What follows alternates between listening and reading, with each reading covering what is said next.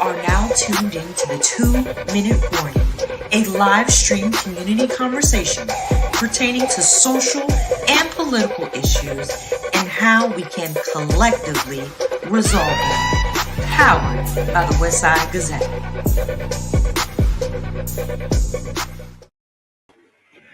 Good evening and welcome to the 2-Minute Warning. Well, I got to tell you this.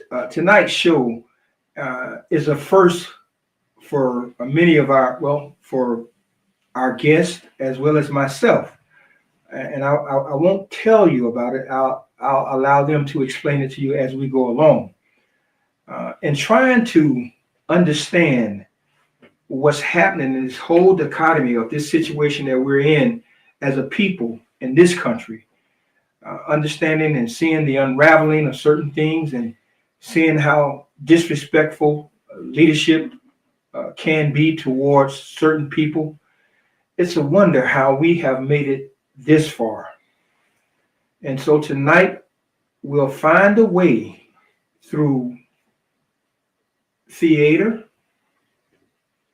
entertainment, spoken word, hip hop, and how this conversation evolves and we can find answers to help us sleep better at night, understand each other a little bit more, and have a lot of respect for the differences that we share in this space called life. I want to say welcome to our viewers. As I buy a little time, as our host, our co-host, Perry Busby, will join us in a second. Life has a way of lifing. And for Perry, this has been a challenge because of some family situations, nothing negative, just some things that we have to do as members of families. So Perry will be joining us. So if I can, I'll just like to go into a little sports, if you will. No, we won't. We're going to stay right here and do what we got to do. Then let me do this. Tonight on our 2-Minute Warning show, when language, rhythm, and purpose collide, something extraordinary happens. On Wednesday, May 21st, at the African American Research, Library and Cultural Center in Fort Lauderdale, we'll host Shared Frequencies, a one-night-only cultural experience featuring a Jewish hip-hop pioneer by the name of Y-Love and a acclaimed Muslim spoken word artist and classical pianist in Mori Taiye. Y-Love, known for his blending of multilingual lyricism in Yiddish, Arabic, and Hebrew, brings a message of unity and resistance through hip hop. Joining him, and I said at the beginning, if I mess her name up, please forgive me, Mori Taiye, whose commanding spoken word performances and classical pianist composition explores themes of identity, faith, and justice with breathtaking depth. Now, this powerful collaboration, supported by a coalition of community organizations, is more than just a concert. It's a statement. And tonight, we're breaking it all down. In a time when division makes headlines and fear too often grabs the mic, we need moments like this. Moments where voices raised not in opposition, but in harmony. We need to come together collectively on all fronts. Artists, activists, educators, communities of faith, because the work of justice, healing, and understanding isn't a solo act, it's a chorus, and everyone has a part to sing. So, good evening to all. And without any further ado, let's bring on our guest, if we will. We'll start with Why Love first. Good evening. Good evening, my brother, and how are you? Very good. Can't complain. God is good all the time. How you doing? you just knocked me off. You knocked me off my seat. You got me on that one. Now I got to get back in position. I'm terrific and getting better with no justifiable complaints. How about that? Right. You know, why love? Now, a brother coming from, is it New York?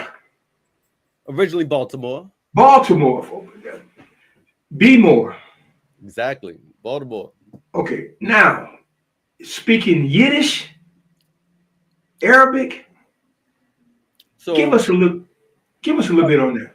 a little bit about my background. So yeah, like I said, born and raised in Baltimore. Became interested in Judaism as a small child. At about 7 years old, I started drawing the Stars of David on things. After I saw a Happy Passover ad on saying like Happy Passover from your friends at Channel 2, and I told my mom, like, Mommy, I want to be Jewish. Like since that age, I'd always been drawn to Judaism. So about 14, started going to synagogues and things like that, and would converted at age 22, and would go on to learn in yeshiva in a religious school in Jerusalem, and dedicating all of my time to learning scripture and learning religious texts, all in the original languages, not in translation, learning things in biblical Hebrew, learning things in Aramaic, learning things in Yiddish, learning things in ancient languages, started to, ancient language is beautiful to me in general. So the language just kind of spoke to me differently than, like, I guess the other people in classes. And my study partner that they gave me to learn with, when I was in yeshiva, my first study partner was a hip hop artist from Long Island. And so just from learning using rhyme as a way to memorize things better, to memorize scripture better, to memorize quotes better, who said what when, which commentary came in which order, things like this, and also the language kind of lends itself to rhyme. That's how I got started. This all started for me as a way to learn scripture better. Oh wow, that's great, man. Okay, now, as you were saying that, what message do you hope the audiences take away from the kind of linguist fusion that you use? So I use lots of, like you said, Arabic, Aramaic, Yiddish, Hebrew, things like this. I try to use all the different holy languages of as many different religions of the world to show that as long as you believe, we're generally going to be on the same page. As long as you have your mind set to a greater purpose, as long as you realize that it's not all about you and that you're part of a grander scheme, regardless of what your faith path is, we're probably going to agree. And I try to show that through music. Okay. Now we have a little clip of you back in the days when you were. Yeah, I know. This is about this may be about maybe 16, 14 years ago. Mm-hmm. Yeah, and so we're gonna play a little bit of it. Okay. This is why I love Jewish hip hop. We live with Abu Sheva. What? Reppin' the Hasidic mental, it's essential. Understand the reason he sent you. This is a vessel. This is all introspective, surprising. Rise on a positive vector. Why your sector? Mahadran inventor. If you sound moronic, it's a sound of defectors. A hell gas on your style like I was Hannibal Lecter. Got him bouncing like Kedusha, making your neck hurt. What? Run up like a worm in your network, stuck up in your memory. Think you can flex words? I admire fire. Let me give you a test first. I give you the parrot, give me the 10th verse. Don't ask cautious, go to base and just learn. Stick a blank disc in your face and press burn. Take the Kedusha, bring it westward. Less than a 6 of this, so make your head turn. Check the sound on the vital, Lacan the style, yo, inside of the Bible. Nichtav b'tzad on the side of my bio. Leaving MCs comatose like Shivo. What? On your lashon like pasta. Clinging to the Eitz Chaim just like Rastas. Kiddy shots of la asva, the chashka nachasa. Keep it a culture, baby. Kadedish style. Taking the tradition, making it now. Changing my position, breaking it down. Exchange your television for a saintlier ground. My people want salvation now. Yeah. Okay. Okay. Now break it down. Give it to us.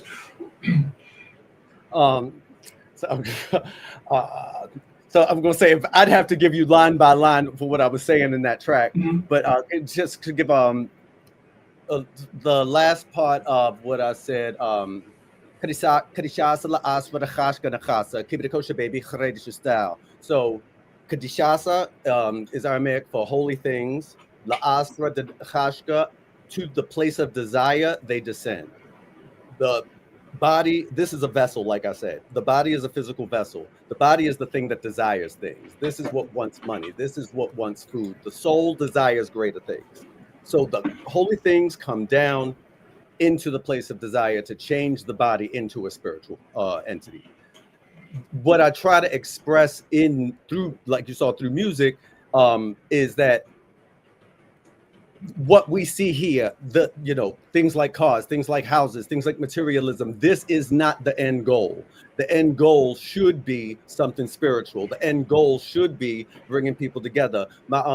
One of my older tracks is called This Is Unity, because I believe that all unity builds the world. All divisions destroy the world. So if we come together in unity, that's going to bring a lot more than we could do individually by ourselves, thinking of ourselves. Mhm. You know, what I love, I'm sure you've answered this question, but I want you to, if you didn't, to do it again. How has your identity as a Black Jewish artist shaped your approach to hip hop and activism? So number one, there's a common, I guess, misconception. There's a common misconception that when it comes that Black Jews have some type of divided loyalty, like we're not quite down with the Black community and not quite part of the Jewish community. So what I tried to do, what I had to do actually in all of my performances was show that there's there's no part of my identity that I can turn down. There's no part of my identity that I'm going to prioritize A over B or vice versa. So, unfortunately, I've been in synagogues where racist things were said. And unfortunately, I've been at hip hop shows where anti-Semitic things were said. But there's no part of me that I can, turn down. And I bring all of that, to activism. So I'm not going to sit there, silently while like neo-Nazis marched here I'm living in Columbus, Ohio now. So when neo-Nazis marched here in Columbus, I'm not just going to sit silent on that, nor am I going to sit silent about the white supremacists who marched in Cincinnati. Like I'm going to be equally vocal on all fronts. Mm-hmm. So activism means acceptance, and trying to find that middle ground, that moral high ground. You found a way to do that through your expressions of hip hop and your understanding of how the different I don't want to call it religions, but faith come together to create. Yeah. Okay. Interfaith bridge building. Been doing it for a long time. Back in the day, we used to run a show called the Hip Hop Sulha. Sulha is Arabic for reconciliation. It was to bring together Jewish and Palestinian hip hop artists together on one stage. Things like this, I think that art and music and creativity just bring people together in ways that other things just don't. Mm-hmm. And again, the show that's going to happen on the 21st. Well, I was waiting for Mori for Mori to come, so we can. I don't want to expose that question because all right. Well, I might as well until she gets her camera right. So here we go. So if we can bring Mori on, please. Hi. What's happening? That gentleman, that was deep. I love it. I love it. I love it. That's okay. Give us a little bit about you. Oh, a tiny bit, a little bit. Did we go? I know. This is just like my mind just went blank. I am a multifaceted Renaissance woman. I am a Muslima. This is, my identity through my human form. This is what makes me a better person. I am a poet. I'm a body painter, a henna artist, a makeup artist. I am a sister, a wife, a mother. I am just love of the world. You know, I use my art to tell stories, to heal. They're basically from friends, family, myself.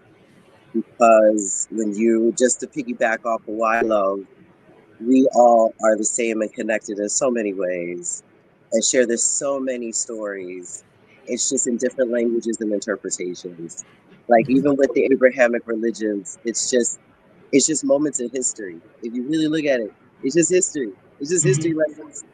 You know, that's all it is. You know what I mean? So and I have many theories of many things, and just I'm a very expressive person.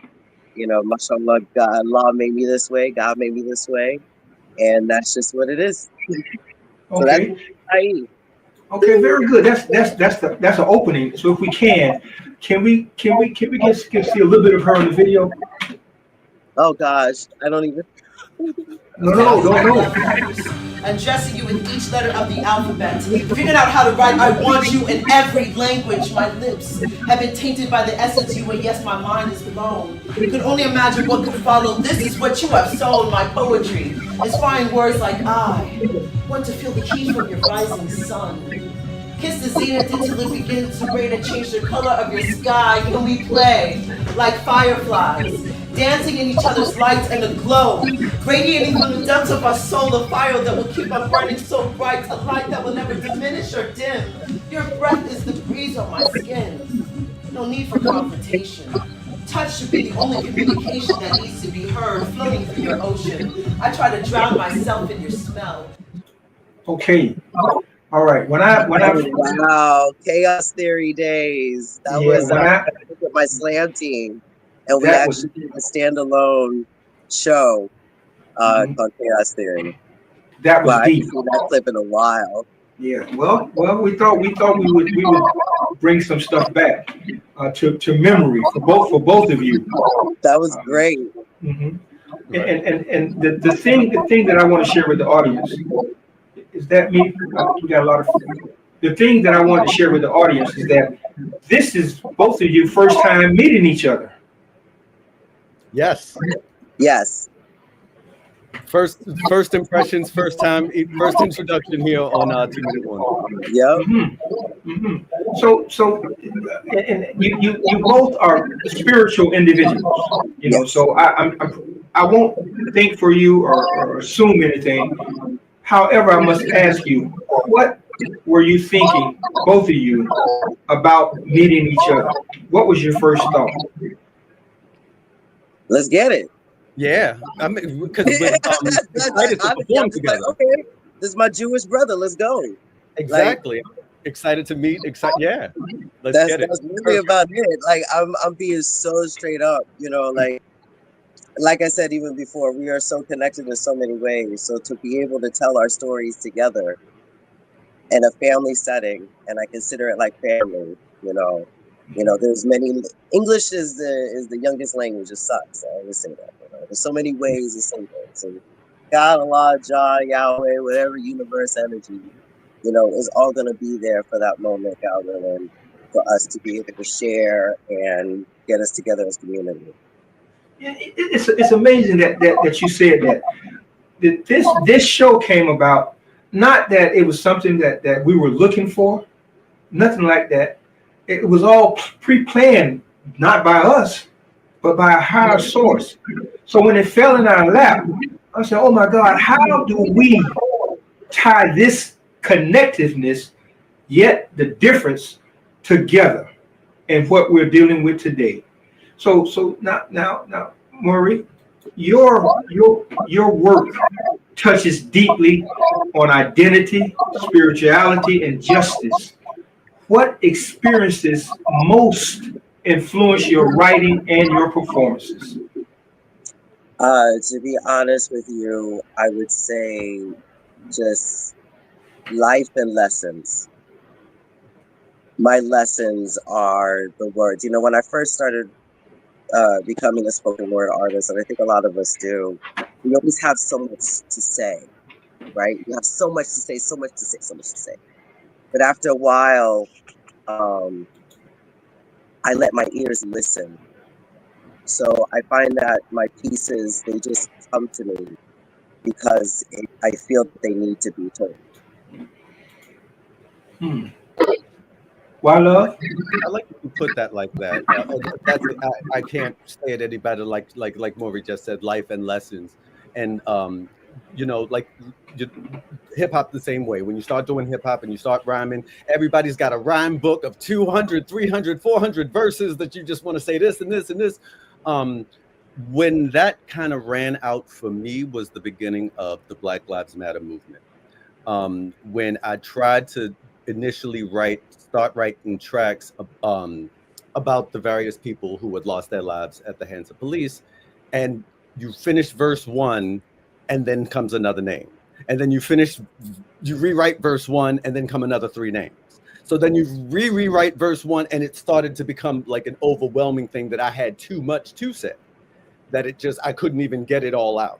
And like you said, at that point, you switch more to a listening type mode, and in from the world around you, impact things. Okay. One of our viewers writes and asks, in your performances, is it majority of Black audience? For me, it depends on where we're performing. Since it's a lot of Jewish organizations that book me, a lot of times I'll be performing for a majority Jewish audiences. But if I'm at a hip hop event, for instance, that's probably going to be a majority Black audience. It just depends on the show. Mm-hmm. I am both nightlife as well as theater. I've had the pleasure of performing at the Art Center a couple of times, as well as Broward Performing Arts. I get hired as well, and then I run my monthly open mic in downtown Hollywood. Mm-hmm. Okay.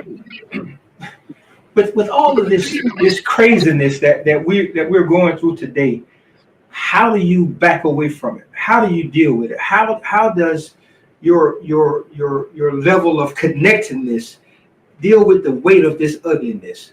Let's go with you first, Maury. Well, first, that's a very good question. How do I just go through all the weight of this? I have to take a break sometimes. I'm a real big empath, so the news does bother me.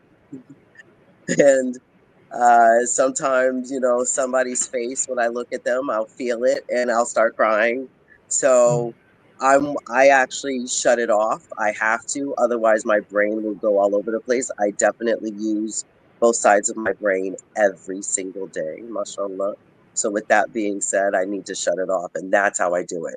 I shut it off because sometimes it does get too much. It does get too much. And then after I'm able to digest what was taken in, I turn it back on. Mm-hmm. I wish I was able to do that. I'm horribly addicted to news. I have about 5-6 news apps on my phone. I'm always looking at something, reading something. But what I try to do now is realize that not everybody wants to listen to me.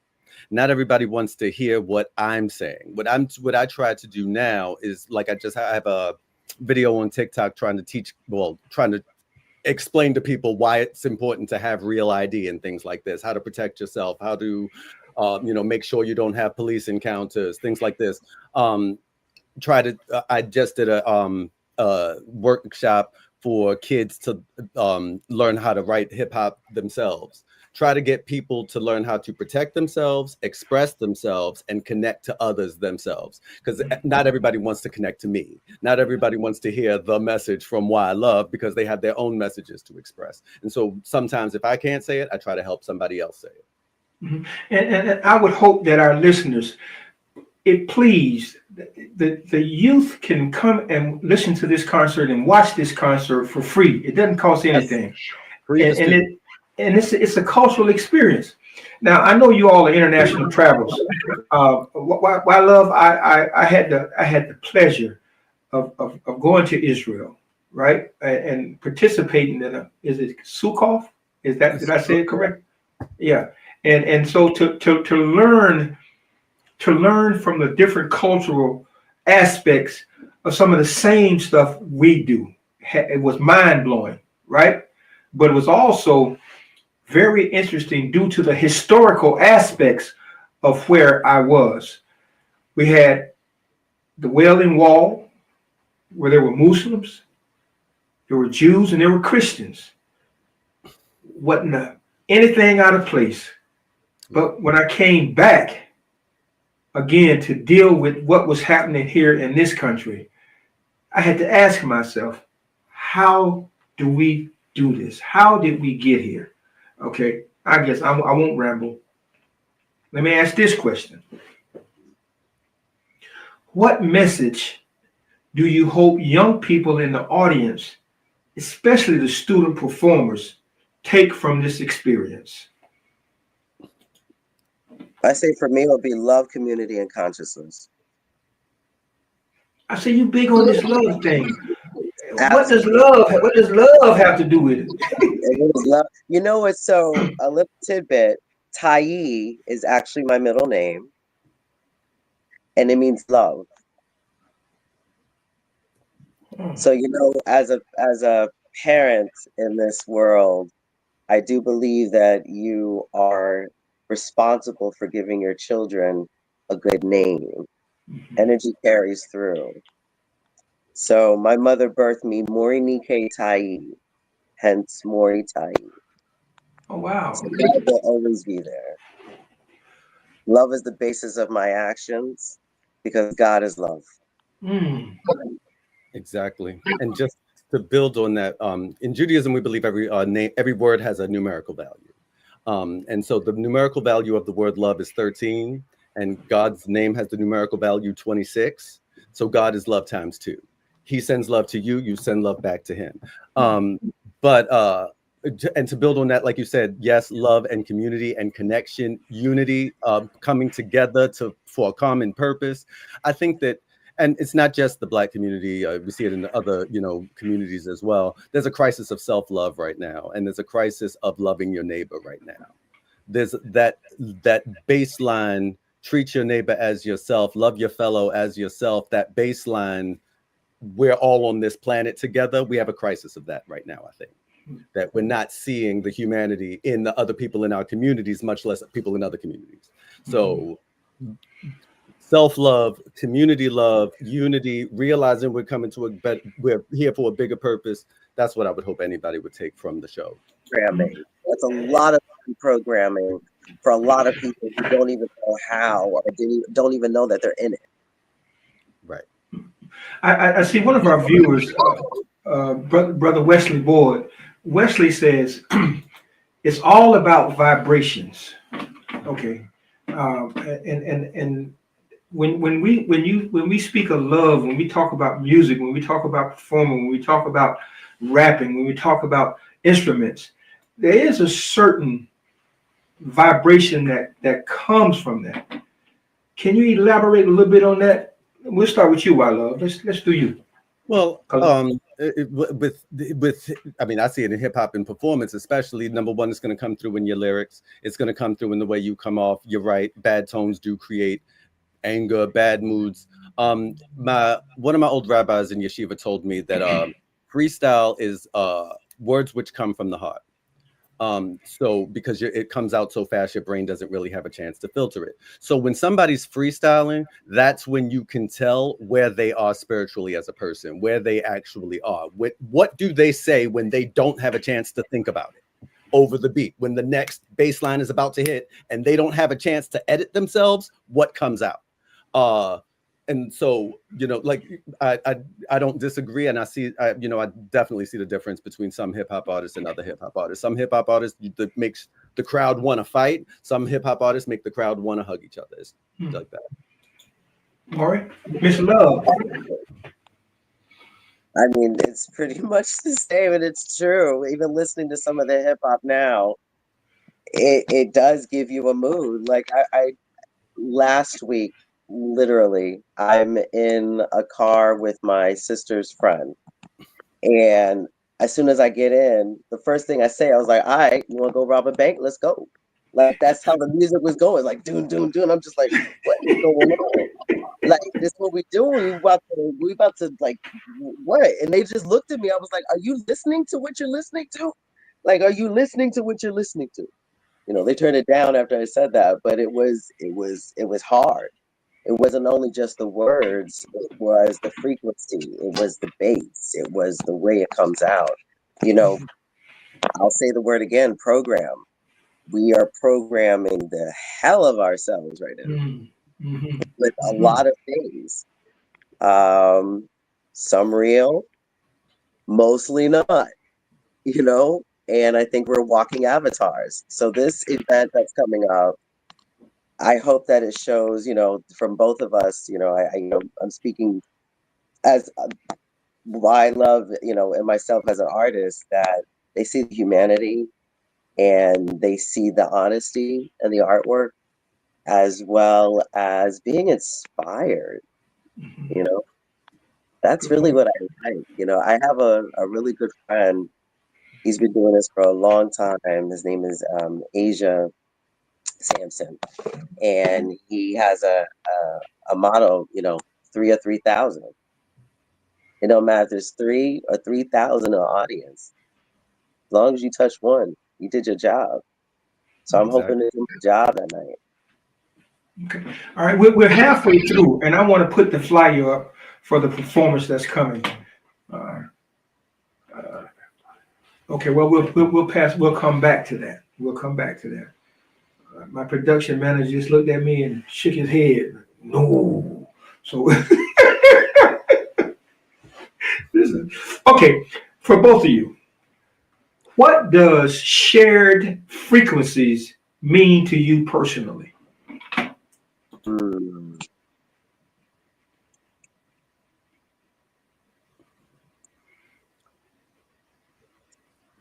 You go first. Like, I guess you know, it's one thing to bring people together of diverse backgrounds and say like, oh, we have common ground on A, B, and C, but we have, you know, we often use the expression, you know, we're not on the same wavelength. You're not on my wavelength. I'm not on your wavelength. Each of us seem to have our own, you know, particular wavelength that we're on. Everybody has their own point of view. Everybody has all, you know, their own way of seeing things, way of doing things. But underneath all of that, there's shared frequencies that we need to be able to tap into. Before we start separating into individualism, we need to connect to the shared frequencies. The only thing that came up for me was the word harmony. There's a lot of frequencies in the harmonic sentence. There's a lot of notes that can go in there in a note, you know what I mean, and a chord.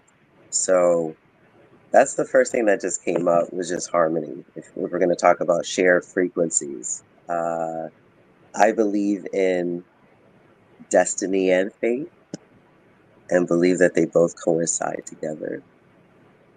So there's my shared frequency. I don't think this is an accident. I don't believe in coincidences. So that's why I'm just super duper excited to see what comes out of it, because I know it's going to be really organic. It's going to be great. And I must emphasize that this is your first time meeting each other, and you're getting ready to do a show that comes from the heart, you know. So and there are no mistakes there. How do you hope this event will impact broader conversations around interfaith and intercultural unity? Well, right off the top, the fact that you said interfaith and intercultural unity, people, the fact that there's conversation, having those conversations, that's how I'd like to impact the conversation, starting the conversations, and also realizing that, you know, the Black community also has interfaith and intercultural diversity. We're not just all one group, and that this appreciation of Black diversity that's also going to be happening on that stage too.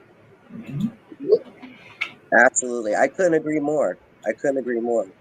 The diversity, the spiritual diversity, and you know what connects us? And just to go back to that shared frequency, Bobby, it's our faith that is shared frequency.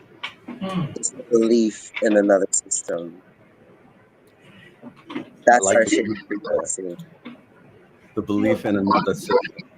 I like that.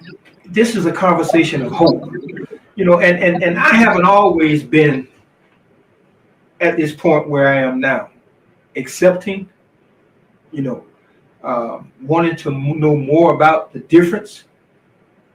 And so I know if I'm that person, and to those out there who may feel the same way, how do we bring them across the bridge?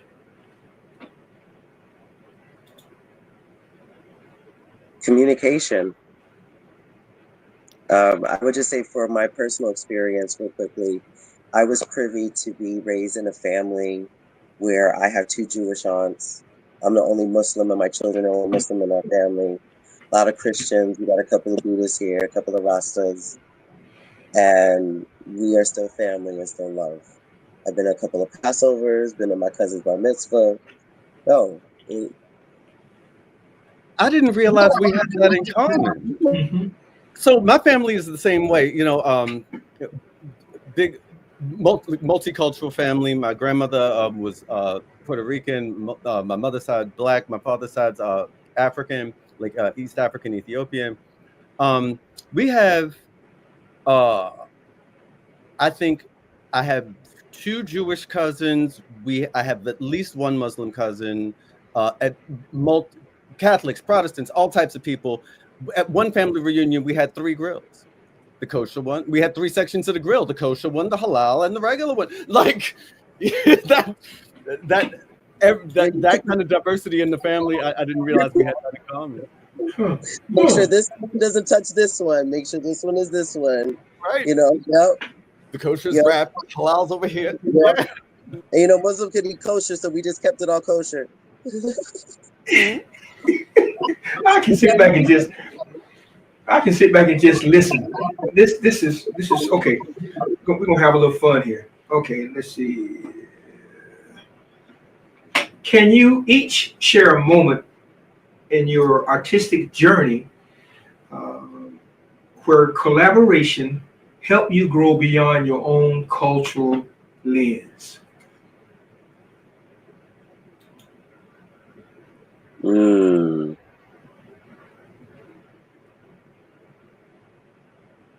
So on my previous album, This Is Babylon, I have a track with a Palestinian artist by the name of Saz,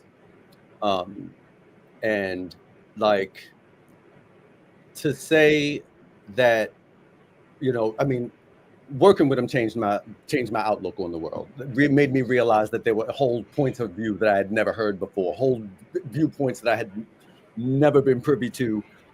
Every time that I do a collaboration like that, like anything that takes me out of my cultural space is going to teach me something, and it's going to impact me. It's going to be educational for me.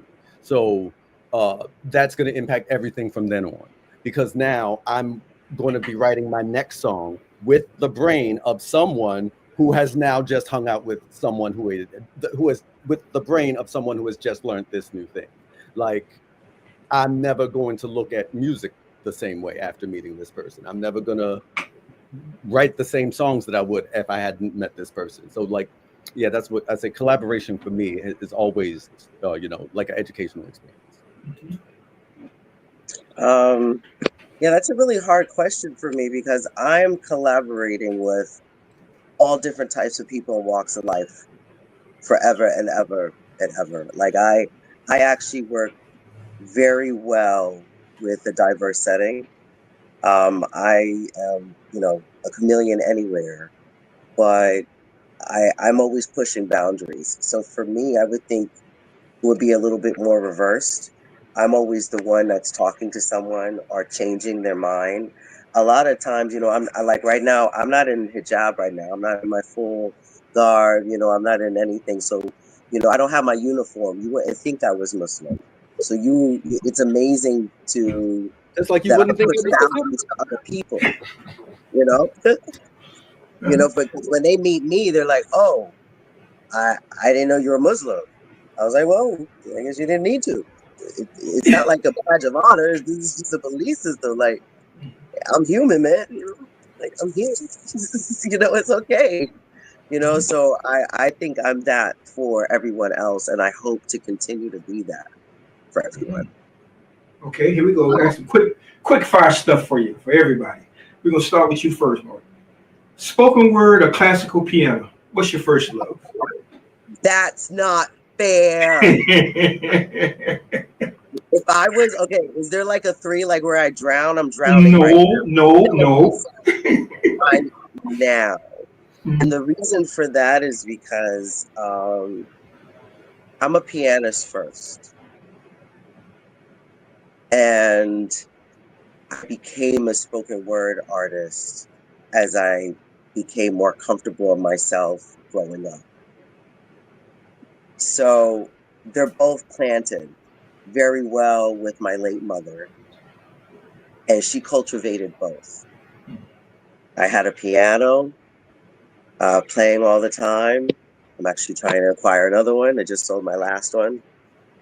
And at the age of 16, I'm doing spoken word at a venue, and she's in the parking lot waiting for me to finish.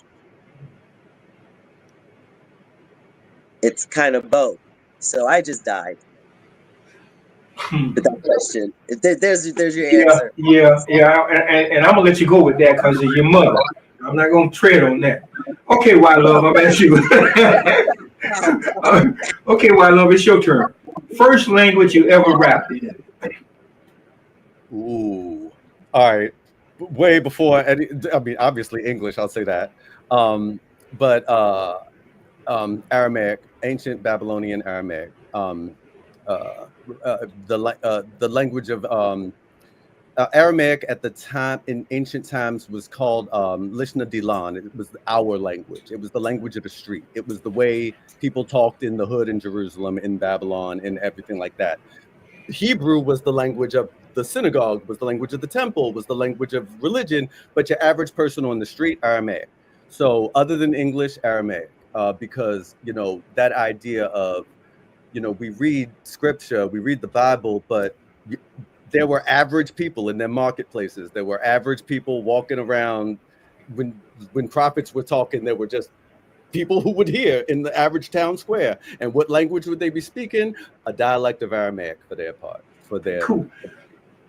All right, I want to. One of our viewers, she's constant. Miss Betty Lumpkin. She says, music, sis, absolutely great for the soul and so expressive. We couldn't agree with you more, Miss Lumpkin.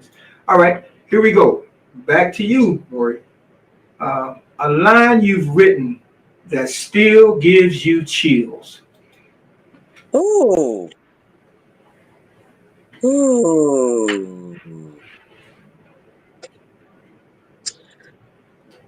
I would say, oh my gosh, that's a hard one. That is really a hard one. I would have.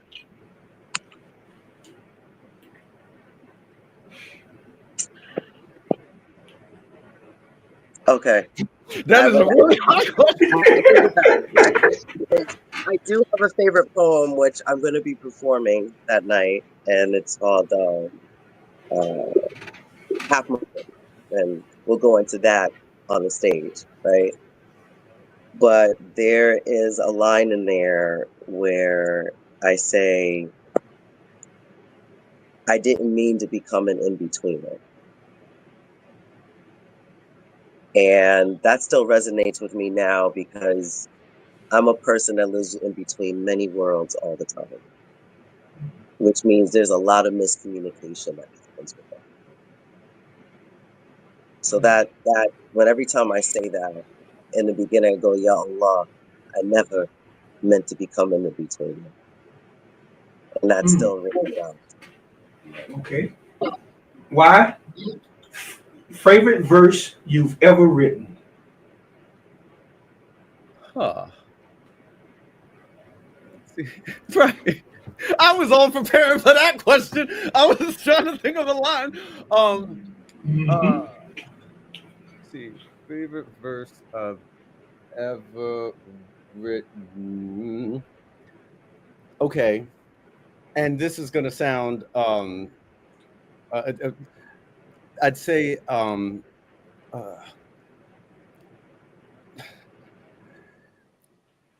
I'm the one you saw last night on Flick. Cypher on the side, yeah, we pop mad liquor. Y'all get busy, we get Grand Central, checking out the physical, but can't stand the mental. No scene, we about to make this an incident in the minds of the generation like Ritalin. So this verse, that's only a little part of it. Doodlebug from Diggable Planets at the time heard that verse and was like, I need to get on a track with this guy.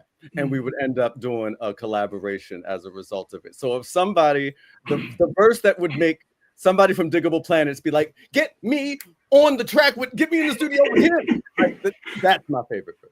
Okay, cool. We're gonna stay with you for a moment. Yiddish, Arabic, or Hebrew? Which one hits the hardest on stage? Ooh.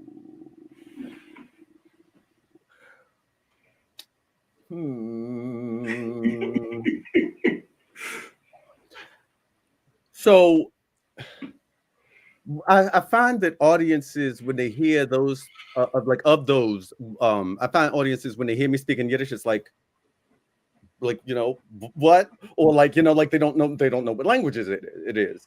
I'd say what hits hardest with people, with audiences, I find Arabic hits harder than Hebrew, because there's a lot of like if you mention, like, if, for instance, if you say the word jihad on a stage, I'm talking about the inner struggle against evil and getting rid of evil in the world and making the world better by getting rid of evil. But you just heard that word, and now your mind has conjured up all types of images, like, and that just doesn't happen if I mention Hanukkah or mention something else like in Yiddish or in Hebrew. Okay. Miss Love, silence or sound? What sparks your creativity more?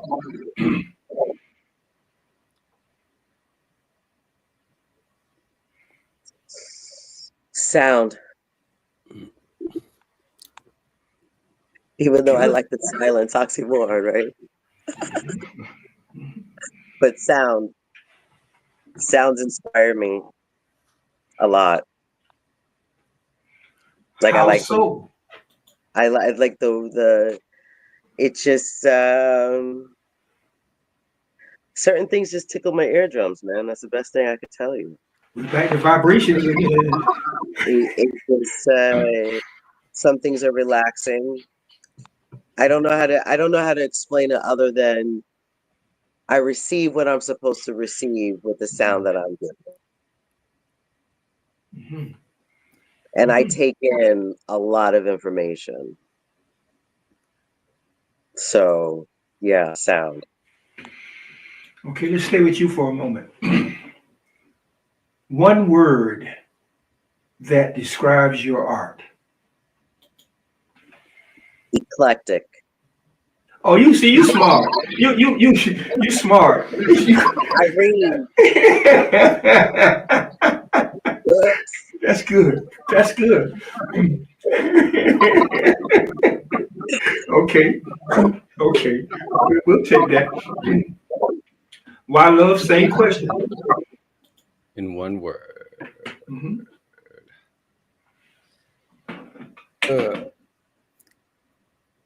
Driven. Because I'm not out there just to make you throw your hands up, make you bounce. Like, I'm not just there to make you dance. I'm trying to, make the world a better place. So driven to a higher purpose. Okay. We'll stay with you, why, for a moment. What's the first thing you do before hitting the stage?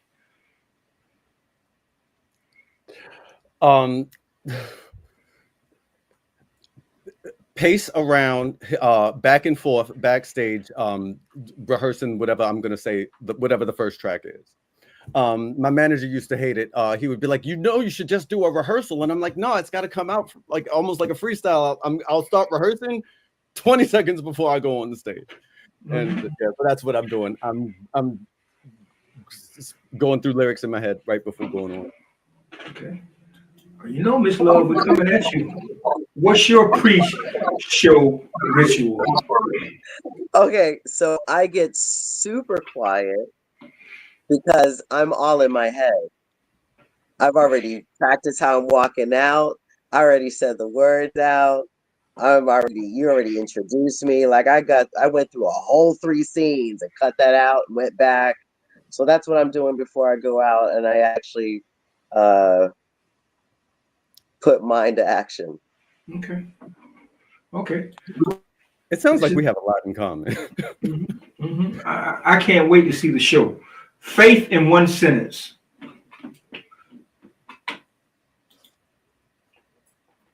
Wait, faith in one sentence? Faith in one sentence. I don't understand that. I'm sorry. Okay, your definition of faith in one sentence. Oh, got it. Oh, okay. Sorry. Thank you. That's okay. I'm gonna put you on the spot too. Keep going. Yeah, faith in one sentence would be a line. Here's a line from the poem. Believe in things unseen and some things unexplained. That's a good one. All right. Yeah, I was going to say, there's only certain things that the eyes can see. So faith is the realization that there's more there. There's more that your eyes can't see. Justice feels like what?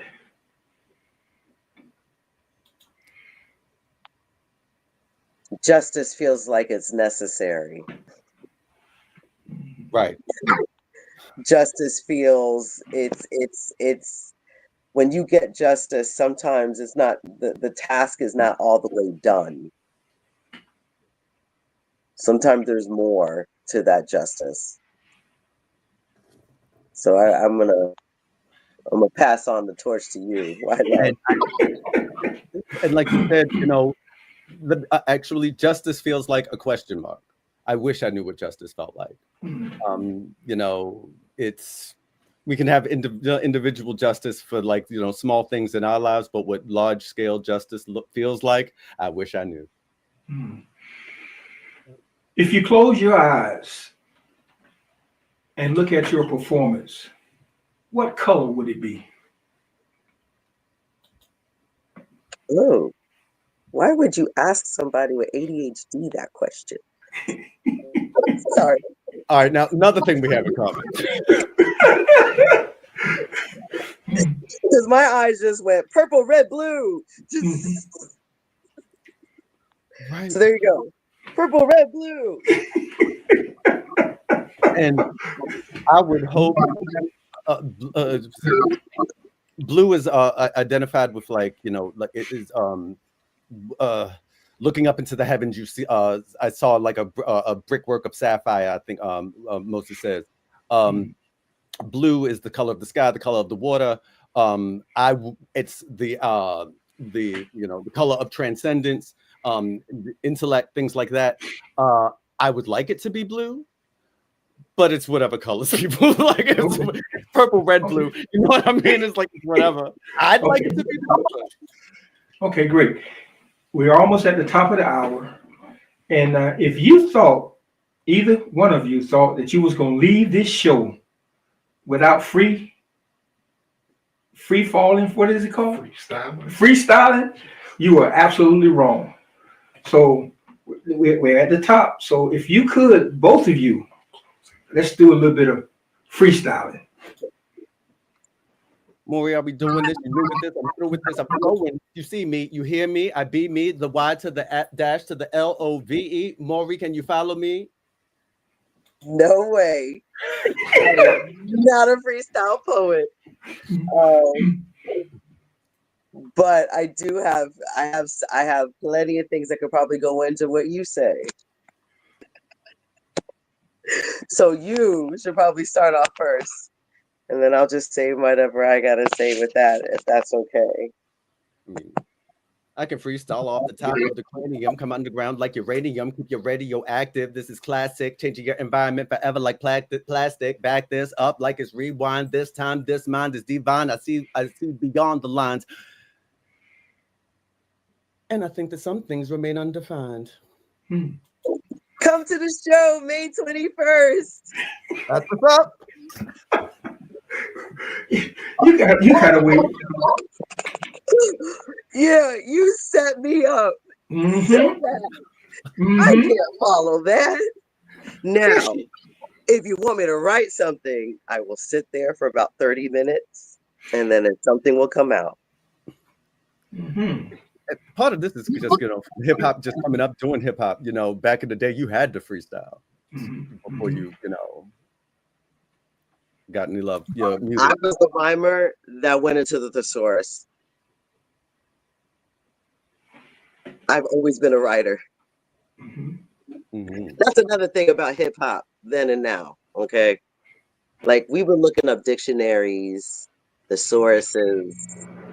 We were actually, like understanding the words and the context of words. Instead of just 1, 2, 3 stuff. I feel like some rappers today are using ChatGPT. Like, there's some people who rhyme out here who don't have that authenticity. That's, like you said, going through picking the right words. Maury, that was not my intention to put you on the spot. I know. I listen to you. I'm really not that bad. I know you're not. Let me share this with you. Last night when I was going through your videos, the chef in the kitchen that you spoke about, how he moved you, So I know, I felt you then, and I feel you now. So I wasn't trying to put you on the spot. I'm telling you, both of you are so deep that sometimes trying to find the words to explain it, I can't. But I will say this. You say you love me, and I ask you why. And you look at me as if you just seen a ghost. And maybe you have, because the ghost of my love shall haunt you this day forth. That's just a little bit. Now, so let's all right, so this is nice. We get watch out now. We're getting ready to end the show. So if we had to build a bridge to bring people across, to get to the point of love, what would be your 3 ingredients? Ty, why? We'll go with you first, and then we'll come to you. More. 3 ingredients: recognition, see the humanity in the other person; communication, being able to communicate that love to the other person; and connection. We are all connected, and once you realize that you are connected to that person, call him brother, call it sister, call it family, call it whatever, but there's a connection there, love is going to flow from it. Great. Maury? I think I'm going to steal the word communication, because that was definitely something I was thinking. I took it from you. Communication, understanding, and compassion. Compassion is gone. Okay. We're going to put the flyer up about the coming show, and we want everybody, please come out, take a listen, and be a part of this production. It's an interactive production. So there's the information. Write it down, copy it. I want to thank you all for tonight's show, to our viewers and to our guests. Thank you for having us. That connection was so much remarkable. No, thank you. My love, I'm super excited. I can't wait to connect with you soon. I can't wait. And I think I have a feeling this isn't going to be our last collaboration. Facts, facts. Okay. And nice to meet you finally. Yes, Bobby, I was about to say, I didn't want to overlap. Thank you so much for having me on the show and having just It was a humble experience. I hope I wasn't too much, and thank you. This ought to be an example for all of us. Jewish love, Muslim love. Love is love. Christian love. I don't know if atheists love, they love too. So love is love. And that's tonight's 2-minute warning. If you heard anything here tonight, let it be this. Unity isn't about erasing our differences. It's about turning into each other's frequency. Why Love and Mori remind us that identity is not a wall. It's a bridge through music, poetry, and truth-telling. They've shown us that justice sounds better when it's in harmony. So how do we get there? We listen more. We speak with intention. We show up for each other. We build tables instead of drawing lines. And we use art, faith, and community, not just to express ourselves, but to understand one another.